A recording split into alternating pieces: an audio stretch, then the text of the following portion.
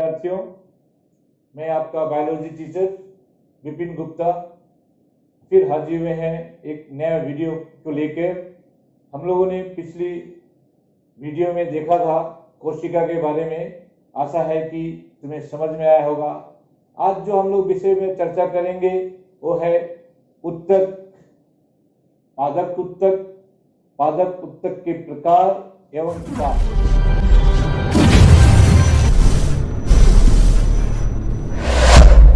तो हम लोगों ने जो पिछली क्लास में पढ़ा था कोशिका को हम लोगों ने पढ़ा था कि जीवन की रचनात्मक और क्रियात्मक इकाई है।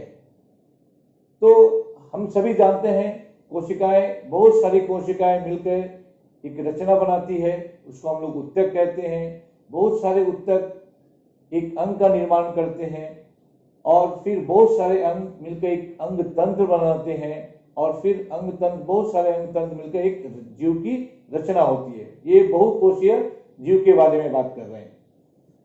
आज हम लोग उत्तक के बारे में बात करेंगे। तो मैंने जैसे कहा बहुत सारी कोशिकाओं के समूह, तो यहाँ उत्तक की परिभाषा क्या होगी? बहुत सारी कोशिकाएं एक साथ मिलती हैं और एक काम करती हैं, एक अच्छे काम करती हैं, तो ऐसे समूह को हम लोग उत्तक कहते हैं सजीवों में। तो इसको डिफिनेशन कैसे कहेंगे? देखो आराम से, समरूप कोशिकाएं तथा समान कार्यों को संपादित करने वाली कोशिकाओं के समूह को उत्तक कहते हैं। ऐसे तो हम लोग बोल सकते हैं कोशिकाओं के समूह को भी उत्तक कहते हैं, ये भी सही है, लेकिन अच्छा से लिखना है, अच्छे से समझ के लिखना है, तो ये समरूप कोशिकाओं के समूह को जो समान काम करती है हम उत्तक कहते हैं। देखो यहाँ चित्र में दिखाया गया है, ये बहुत सारी समान कोशिकाएं हैं। ये देखो यहाँ ये बहुत इकट्ठे होके एक रचना बनाती है, इकट्ठे काम करती हैं, उसको बोलते हैं उत्तक। यहाँ भी देखिए बहुत सारी एक प्रकार की कोशिकाएं हैं, सब मिलके इस तरह से काम करती हैं। हम लोग आशा करते हैं कि मेरी बात को समझ में आया होगा।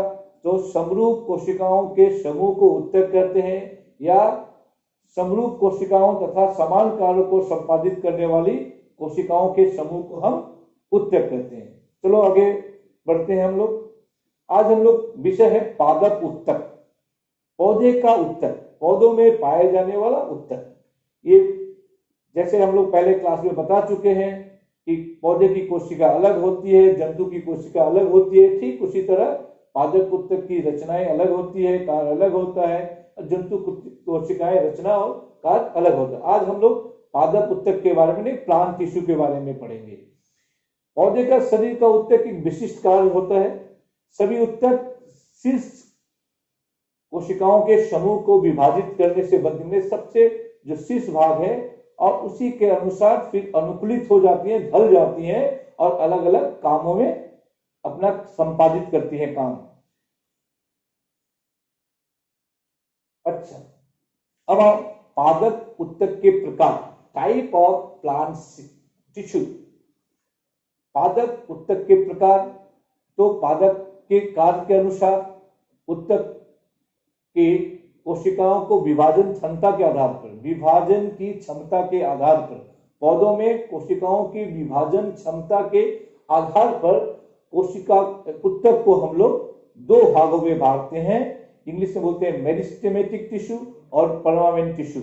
हिंदी में बोलते हैं विभाजित उत्तक या प्रविभाजी उत्तक, भी कहीं कहीं किताबों में लिखा होगा तुम्हारे, एक ही बात है।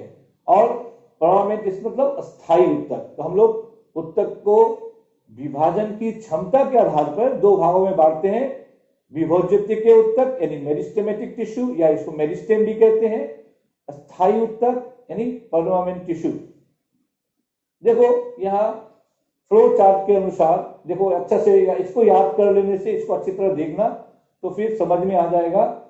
ये पादप उत्तक है। पादप उत्तक को दो भागों में बांटते हैं, विभोज्यते के उत्तक या मेरिस्टेम भी कहते हैं इसको स्थायी उत्तक या परमानेंट उत्तक भी कहते हैं।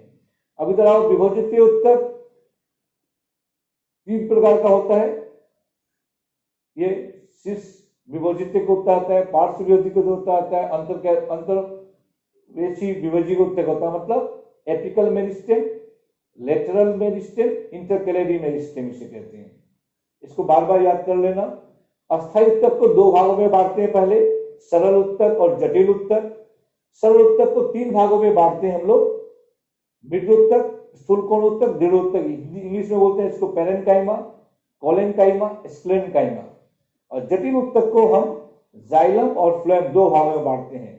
तो इस चार्ट को अच्छी तरह यदि याद कर लोगे तो बहुत सारे प्रश्नों का उत्तर इसी चार्ट से तुम लोग मिल जाएगा। इसको बार बार देखना, इसको याद करना। अब आओ, पहले बात आया था कि पौधे के उत्तक को हम लोग दो भागों में बांटते हैं। पहला है विभोजकीय उत्तक या मेरिस्टेमेटिक टिश्यू। यह कोशिकाओं का ऐसा समूह है जिनमें लगातार विभाजन की क्षमता होती है। लगातार विभाजन, 1 से 2, 2 से 4, 4 से 8, 8 से 16, 32, लगातार विभाजन जीवन भर। कोशिकाएं, पौधे की कोशिकाएं जो विभोजकीय मेरिस्टेमेटिक टिश्यू होती है उनमें लगातार विभाजन की क्षमता होती है, और ये क्षमता के कारण पौधों में लगातार वृद्धि होता ही रहता है। इनकी कोशिकाएं, सभी कोशिकाएं जीवित होती हैं, गोल या बहुभुजीय होती हैं, अंडाकार होती हैं, पंचभुजी या षष्ठभुजी होती हैं, विभिन्न आकार की होती हैं। सभी कोशिकाओं पतली सेलुलोज के कोशिका भित्ति से बना होता है, उसमें बड़े केंद्रक होते हैं, उसमें कोशिका द्रव की मात्रा ज्यादा होती है, और अंतकोशीय स्थान, अंत एक दूसरे कोशिकाओं के बीच का स्थान नहीं होता। हम लोग इसको चित्र में देखेंगे। और हम लोग फिर जो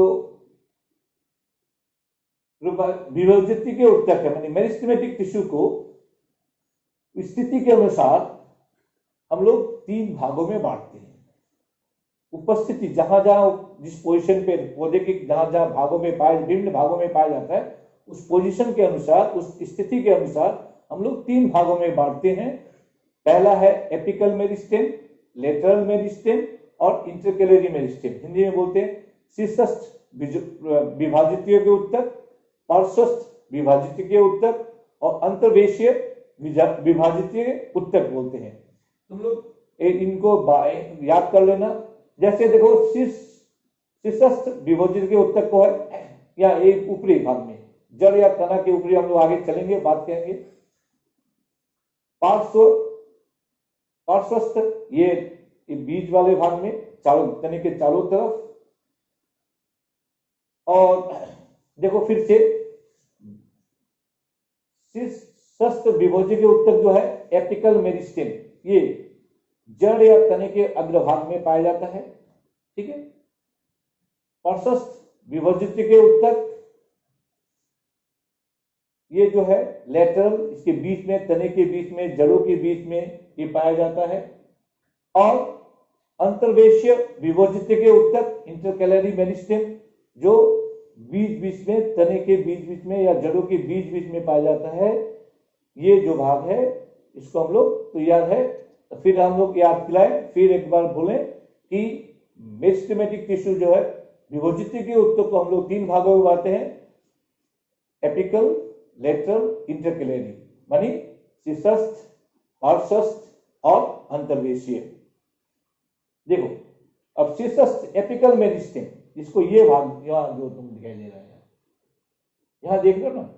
अब ये देखो एपिकल मेरिस्टेम, यह जड़ और तने के अग्रभाग में पाया जाता है, जड़ के अग्रभाग में और तने के अग्रभाग में पाया जाता है, ठीक है, उपस्थित रहता है। और इसके लगातार विभाजन से, यहाँ बोले मैंने पहले कहा 1 से 2, 2 से, यहाँ लगातार कोशिका विभाजन होगा और इसके जड़ों की लंबाई और तने की लंबाई में वृद्धि होती है।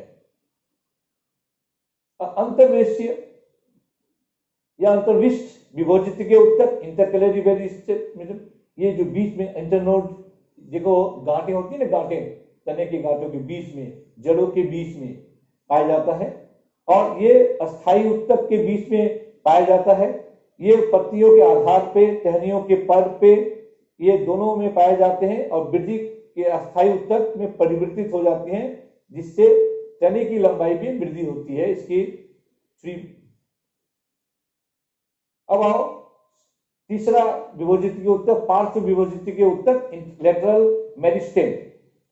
यह उत्तक जड़ तथा तने के पार्श्व भाग में पाया जाता है। जो द्वितीय ग्रोथ, पहले तो लंबाई वृद्धि होती है, फिर ये चौड़ाई, वास्कुलर बंडल बनते हैं, भोजन संवहन में सहायता करते हैं, चौड़ाई में वृद्धि होती है, जैसे मोटा पेड़ मोटा जो होता है इस पार्श्व विभोज्य के उत्तक के कारण ही होता है। कैम्बियम छाल के नीचे वाले भाग को ये बढ़ाता है पार्श्व विभोज्य के, क्योंकि लगातार विभाजन, मैंने कहा ना इसको लगातार विभाजन की क्षमता रखता है, इसीलिए पौधों में देखोगे तुम लोग जीवन पर्यंत, जीवन भर उनमें वृद्धि होती रहती है।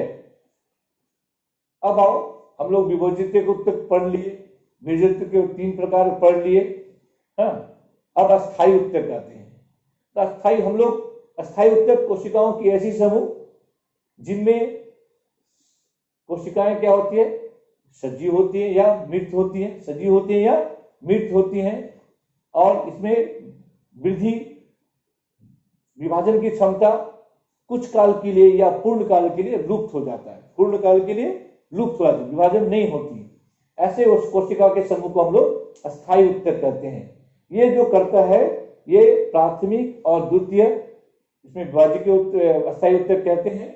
और संरचना के आधार पर, अस्थायी उत्तक के संरचना के आधार पर ये 2 प्रकार के होते हैं। अस्थायी उत्तक कितने होते हैं, तो 2 प्रकार के होते हैं, सरल उत्तक और जटिल उत्तक। सरल उत्तक और जटिल उत्तक। सरल उत्तक को सिंपल टिश्यू इंग्लिश में बोलते हैं, जटिल उत्तक को कॉम्प्लेक्स टिश्यू बोलते हैं हम लोग।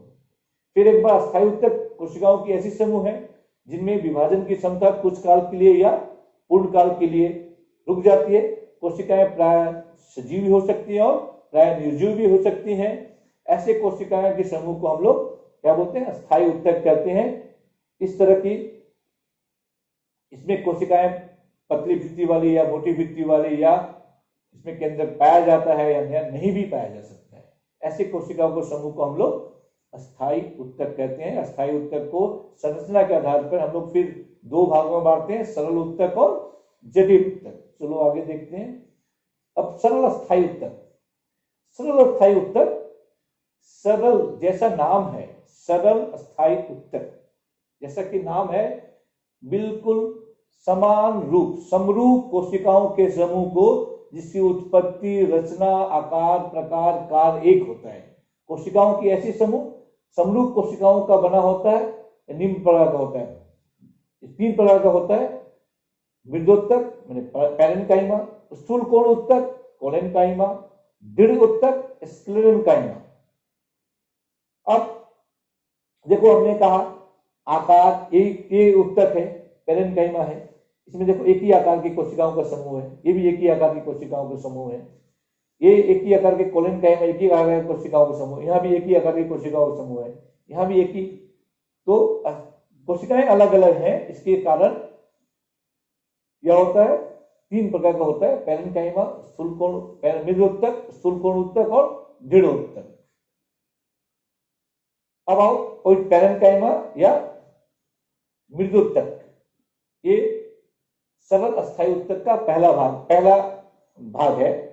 देखिए, एक कोशिकाएं क्या होती है, गोल, अंडाकार, बहुभुजी या पंचभुजी होती है, बीच में केंद्रक होगा, सभी कोशिकाओं में केंद्र होगा, मतलब जीवित होंगी कोशिकाएं।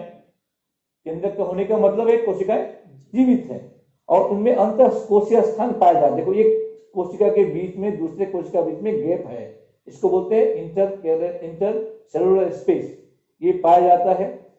इसमें राजधानियां होती हैं, बड़े बड़े वैक्यूल्स होते हैं, कोशिका भित्ति पतली होती है, और इसमें क्या होता है, इस प्रकार संश्लेषण क्रिया में भाग लेते हैं। और जब इसमें कभी बहुत सारे पैरेन्काइमा में क्लोरोफिल पाया जाता है, उसको हम लोग क्लोरेनकाइमा कहते हैं। क्या कहते हैं, क्लोरेनकाइमा। ठीक है, इसको हम आगे बढ़ते हैं। और कुछ पैरेन्काइमा में वायु भरी रहती है, तुम लोग देखा होगा, कच्चू का देखा ना, कच्चू का डंडा, या क्या बोलते हैं उसको, कमल के फूल का डंठल, क्या होता है, स्पॉन्जी होता है ना, उसमें देखो कटिंग में हवा भरा रहता है ना, गैप रहता है, उसको एरेनकाइमा, पैरेन्काइमा का एक भाग है, एरेनकाइमा ही कहते हैं। अब काम देखो, यह एपिडर्मिस पौधे का संरक्षण ऊपरी भाग बनाकर निर्माण करता है, पौधे के हरे भाग खासकर भोजन का निर्माण करता है, क्लोरेनकाइमा बोलते हैं उसको। यह उत्तक स्टोरेज भी करता है, भोजन संचय करता है। जैसे उत्सर्गी पदार्थ, पौधों में उत्सर्गी पदार्थ पाए जाते हैं। तुम लोग पौधे को जब पत्तियां होती है तोड़ते हो तो सादा सादा रंग का एक दूध जैसा निकलता है रचना, उसको गम भी निकलता है ना, काटते हो कटहल वटहल आम के काट में गम निकलता है, लस्सा लस्सा गम, गोंद होता है, रेजिन होता है, टेनिन होता है, ये सब उत्सर्गी पदार्थ है, वहां पेरेन्काइमा कोशिकाओं में जमा रहता है। यह उत्तक भोजन को पार्श्वलन में सहायता करता है, हम लोग पढ़ेंगे जाइलम और फ्लोएम में। इसमें पाए जाने वाली कोशिकाएं गैसीय विनिमय भी करती है। तो यहाँ देखो कोलेनकाइमा, इसमें क्लोरोफिल है, इसको कोलेनकाइमा कहते हैं, क्लोरोफिल वाले को कोलेनकाइमा, क्लोरेनकाइमा नहीं, कोलिन नहीं, क्लोरेनकाइमा। हाँ, और इसमें देखो एयर स्पेस है, इसमें बहुत सारे स्पॉन्जी होता है, जलकुंभी की डंठल देखे होगे तुम लोग, काट के देखोगे स्पॉन्ज होगा, इसमें हवा भरा रहेगा, एरेनकाइमा है। अब हम लोग जो स्लाइड में जा रहे हैं वो है स्थूल कोण उत्तक, कोलेनकाइमा, नामी है कोलेनकाइमा, ठीक है। इसकी कोशिकाएं देखो बहुभुजीय, अंडाकार, लंबी, केंद्रक युक्त होती हैं, राजधानियां, इसमें रस से भरी राजधानियां होती है, ठीक है। और अंतःकोशीय स्थान नहीं पाया जाता। यहाँ देखिए आप, एक दूसरे कोशिकाओं के बीच में स्थान नहीं है, नहीं है ना, देखो इन दोनों के बीच में नहीं है। इसमें केंद्रक एक किनारे में है, वैक्यूल्स बड़ी बड़ी है, ठीक है, समझ में आ रहा है। तो ये अंतर है। इसमें क्लोरोफिल पाया जाता है, विशेषकर तने के पर्णविंद में, लीफ में और वृंद में पाया जाता है। लेकिन याद रखना, इसकी विशेषता है स्थूल कोण उत्तक, कोलेनकाइमा उत्तक जड़ों में नहीं पाया जाता। और इसमें विशेषता यह है कि इसके किनारे में जो है लिग्निन थोड़ी जमी होती है, इसी कारण इसकी मोटी होती है, सेलुलोज मोटा होता है इसमें, और लिग्निफाइड होती है, हाँ, और लचीला होने के कारण और भोजन बनाती है। इसको कार्य भी देख लेते हैं हम लोग। कार्य है पौधे को यांत्रिक सहायता प्रदान करना, मजबूती प्रदान करना, लचीला, पत्तियां हिलती है ना, और टूटता नहीं जल्दी, इसी कारण इनकी। और इसमें हरित लवक मतलब क्लोरोफिल पाए जाने के कारण ये भोजन का निर्माण करती है। ये दो बात याद रखना। और तीसरा जो है, ये जड़ों में ये कोशिकाएं, ये उत्तक जड़ों में नहीं पाई जाती है। अब आओ तीसरा जो है दृढ़ उत्तक, एस्केलेनकाइमा उत्तक। ये इसको हार्ड सेल, स्टोन सेल भी कहते हैं इसको, ठीक है। ये कोशिकाएं देखो, ये बहुत मोटी होती है, केंद्रक नहीं पाया जाता, देखो इसमें केंद्रक नहीं है, लिग्निन होती है, बहुत जमा होता है। वहां तो कोलेनकाइमा की लिग्निन नहीं होती है, लेकिन यहाँ लिग्निन बहुत ज्यादा जमा होता है, दीवारें हार्ड हो जाती हैं, भित्तियां मोटी हो जाती हैं, अंतःकोशीय स्थान नहीं पाया। देखो यहाँ अंतःकोशीय स्थान नहीं पाया जाएगा, कोई किसी में भी अंतःकोशीय स्थान नहीं है। कोटेक्स, पेरिसाइकिल, वस्कुलर बंडल में पाया जाता है। और तना और पत्तियां के सिरों में, फलों के बीजों में, फल के बीज जो होते हैं ना, आम का जो गुठली होता है, देखो नारियल का जो छिलका होता है, नारियल का जो हार्ड होता है, उसमें ये स्क्लेरेनकाइमा कोशिकाएं होती है। और जितने रेशे हैं, पार्ट रेशे जितनी भी हैं, वो इसी की बनी होती है, स्क्लेरेनकाइमा की। तो हम लोग पेरेन्काइमा, कोलेनकाइमा, स्क्लेरेनकाइमा, सरल उत्तक के भाग पढ़ लिए। इसके कार्य भी देखिए, ये जो कार्य है इसके, यह पौधे को यांत्रिक सहायता, यांत्रिक मतलब मजबूती प्रदान करता है, पौधे के आंतरिक भागों की रक्षा करता है, अंगों की रक्षा करता है। जैसे मान लो मैंने कहा गुठली के ऊपर पाया जाता है, तो गुठली के भीतर बीज रहता है आम के, वो बीजों की रक्षा करता है। बाह्य परतों की रक्षात्मक आवरण बनाता है, पौधे में समग्र दृढ़ता, लचीला, फ्लेक्सिबिलिटी प्रदान करता है। इसको याद रखना, बार बार पढ़ना, याद हो जाएगा। अब आओ हम लोग जटिल उत्तक, अब सरल उत्तक पढ़ लिए, सरल उत्तक के प्रकार पढ़ लिए, अब हम लोग आए जटिल उत्तक। अभी तक हम लोग पढ़ते आ रहे हैं कि समरूप कोशिकाओं के समूह, जिसकी आकार, रचना, कार्य एक साथ हो और एक साथ एक ही काम करती हो। लेकिन जटिल उत्तक का नाम से तुम लोग को जटिल मतलब कॉम्प्लेक्स में कुछ जटिलता है ना। तो ऐसे उत्तक है दो या दो से अधिक प्रकार की कोशिकाएं, जिनकी उत्पत्ति, रचना, आकार अलग अलग होता है। मैं फिर से सुनो, दो या दो से अधिक प्रकार की कोशिकाओं का समूह है, जिसका उत्पत्ति अलग अलग होता है, रचना भी अलग अलग होता है, आकार भी अलग होता है, लेकिन सब मिलकर एक काम को करते हैं। ऐसे कोशिकाओं के समूह को हम लोग जटिल ऊतक कहते हैं, इकाई के रूप में काम करते हैं। और वही वही यहां लिखा हुआ है, देखना कि दो या दो से अधिक प्रकार की कोशिकाएं जिनकी उत्पत्ति, रचना एवं आकार भिन्न भिन्न होता है, प्रकार एक होता है, ऐसे कोशिकाओं के समूह को हम लोग जटिल अस्थायी ऊतक कहते हैं। ये एक इकाई के रूप में एक साथ काम करती हैं। ये दो प्रकार की होती हैं, तुम लोग नाम सुना होगा, जाइलम या दारू, फ्लोएम या वास्ट। ठीक है, जाइलम और फ्लोएम इतना याद रखो, दो प्रकार की होती है, जाइलम और फ्लोएम। और जाइलम और फ्लोएम को दो एक साथ मिलाकर संवहन ऊतक यानी वास्कुलर टिश्यू कहते हैं। एक साथ दोनों को अगर मिला दे तो वास्कुलर टिश्यू कहते हैं, संवहन टिश्यू, जो पत्तियों का पानी को ले जाता है और भोजन को ले आता है, ऊपर से नीचे तक करता है। अब ये देखो, तुम्हारा चित्र में हम दिखा रहे हैं, ये दोनों एक साथ है। ये इधर वाला भाग है फ्लोएम, यहां से इधर वाला भाग फ्लोएम है, ये जाइलम है। देखो आकार अलग अलग कोशिकाएं की, देखो ये आकार लंबा ट्यूब की तरह है, एक ट्यूब है थोड़ा जाली की तरह है, मोटा है। यहाँ कोशिकाएं जीवित है, ये एक प्रकार की। फिर ये देखो ये अलग अलग सीप ट्यूब जैसा, ट्यूब जैसा है, या कोशिकाएं अलग है, फाइबर्स की तरह है। ये अलग अलग प्रकार की कोशिकाएं सब मिलकर एक काम करती हैं। जैसे ये जो है जाइलम का काम है पानी को जड़ से पत्तियों तक पहुंचाना, और फ्लोएम का काम है पत्तियों से बना हुआ भोजन को जड़ों तक, नीचे तक, शाखाओं तक पहुंचाना। इस तरह तुम जाइलम और फ्लोएम को देख सकते हो। हम लोग फिर पढ़ रहे हैं। अब जाइलम पहले क्या है, ये जटिल ऊतक है।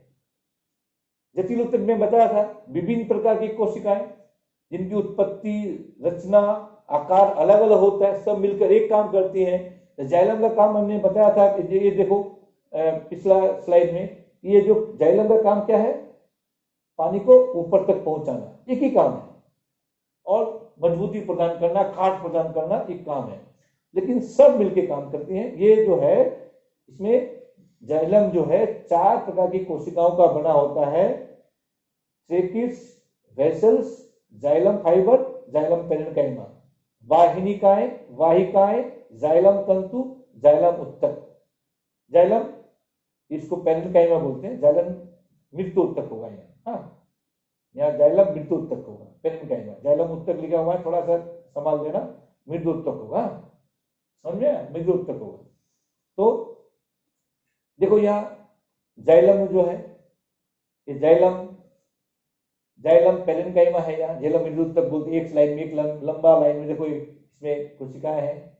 ये जाइलम वेसल्स है, जाइलम ट्रेकिस है, जाइलम फाइबर है, ये बीच में सपोर्ट करते, ये वाला बीच में फाइबर है, ये गोल जो नुकीला रचना है वो जाइलम फाइबर्स है, ट्रेकिस है। इस तरह से 4 प्रकार की कोशिकाएं मिलकर एक काम करती हैं, जो मजबूती प्रदान करती है। और दूसरा सबसे इंपॉर्टेंट काम, जड़ों में उपस्थित जल एवं खनिज को पत्तियों तक पहुंचाने का काम करती है। ठीक उसी तरह अब इसमें हम लोग अलग अलग दिखा दिए इसको थोड़ा सा। जो वाहिकाएं है, ट्रेकिड्स है, इनकी कोशिकाएं लंबी है ना, जीवद्रव विहीन, इसमें जीवद्रव नहीं होता, ये बीज वाली रचना है, बीज वाली जो देख रहे हो, ये नुकीली होती है, मृत्यु होती है।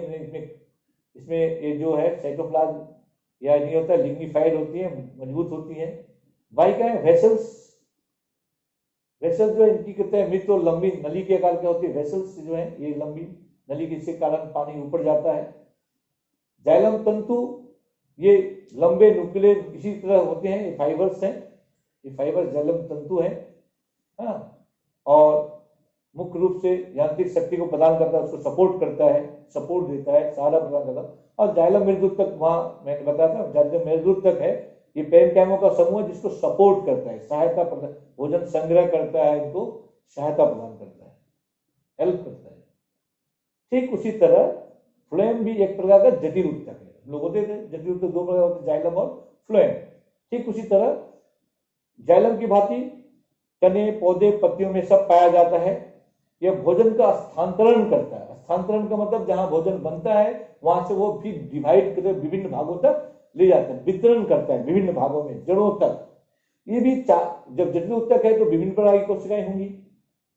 जटिल जब उत्तक है तो इसमें विभिन्न प्रकार की कोशिकाएं होंगी। तो फ्लोएम भी चालिनी नलिकाएं, सीप ट्यूब, सह कोशिकाएं, कॉम्पेनियन सेल, फ्लोएम तंतु माने फ्लोएम फाइबर और फ्लोएम मृदुत्तक, फ्लोएम पेरेन्काइमा, 4 प्रकार की। फिर चालिनी नलिकाएं, सह कोशिकाएं, फ्लोएम तंतु और फ्लोएम मृदुत्तक, ये 4 प्रकार की यहाँ भी हम लोग देख सकते हैं। ये फ्लोएम पेरेन्काइमा एक सबसे बाहरी, देखो इसमें कोशिका में एक एक केंद्रक है, इसका मतलब जीवित कोशिका पेरेन्काइमा है। उसके बाद सह कोशिकाएं, इसमें भी जीवित कोशिकाएं हैं, सह कोशिकाएं, ये जो बीच बीच में सह कोशिकाएं हैं सपोर्ट करती है इनको। और सीप ट्यूब होता है, ये जो फ्लोएम तंतु है और सीप ट्यूब, इसको फ्लोएम तंतु बोलते हैं इसको। और फ्लोएम मृदुत्तक तो बताया ही मैंने। चालिनी नलिकाएं, ये जो चालिनी नलिकाएं हैं ये सीप ट्यूब है, बोलते हैं इसको सीप ट्यूब। ये जो देख रहे हो ये सीप प्लेट है, इसमें छन के भोजन नीचे आता है, छन के यहाँ से भोजन आया, फिर यहाँ से सीप, इसको सीप प्लेट बोलते हैं। सीप चलनी होता है, चलनी भोजन नीचे जाता है उसी तरह। अब आओ देखो यहाँ हम लोग डिटेल्स अलग अलग करेंगे। चालिनी नलिकाएं, ये जो बीज वाला भाग है, 2 भाग में देखो प्लेट लगा हुआ है, इसको बोलते हैं चालिनी नलिकाएं। क्या बोलते हैं इसको? सीप ट्यूब, चालिनी नलिकाएं हिंदी में बोलते हैं।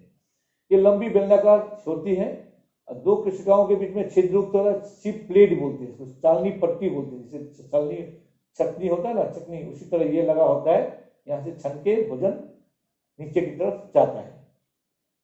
सह कोशिकाएं इसको सपोर्ट करती हैं, ये जो लंबी लंबी देख रहे हो ये वाली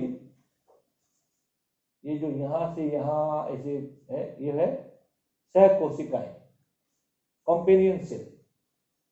जाइलम तंतु, इसमें लंबे लंबे धागे की तरह होते हैं, इसमें दिखाया नहीं गया, जाइलम तंतु वो होंगे।